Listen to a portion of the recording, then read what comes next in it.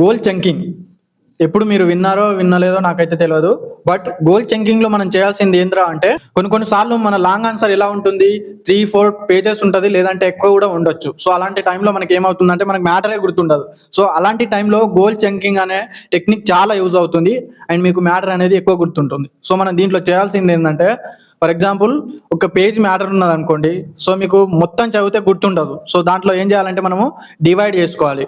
లేదా ఒక 5 pages matter ఉన్నది, సో దాన్ని ఏం చేయాలి, ప్రతిసారి ఒక పేజే చదవాలి. పేజ్ చదివి దాన్ని మళ్ళీ రీకాల్ చేయాలి, యాక్టివ్ రీకాల్ చేయాలి. వచ్చిందంటే మనం నెక్స్ట్ పేజ్కి షిఫ్ట్ కావాలి.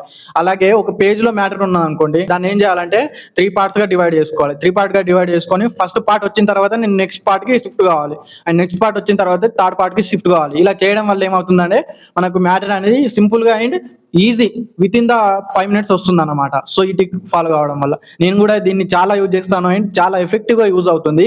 ఫర్ ఎగ్జాంపుల్ దీన్ని ఒక రియల్ లైఫ్ ఎగ్జాంపుల్తో నేను ఎక్స్ప్లెయిన్ చేస్తాను. ఎంట్రా అంటే మనము చాలా మంది నంబర్స్ ఎలా గుర్తుంచుకుంటాము, నంబర్స్ ఎలా ఉంటాయి, 10 డిజిట్స్ ఉంటాయి. సో 10 డిజిట్స్ మనము 9 1 4 3 2 ఇలా అయితే గుర్తుంచుకోం కదా.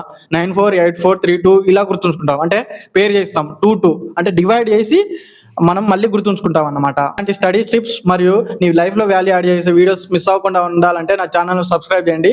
ఐ హోప్ ఈ వీడియో మీకు నచ్చినట్లయితే లైక్ చేయండి. మళ్ళీ కలుద్దాం ఇంకో ఇంట్రెస్టింగ్ వీడియోలో.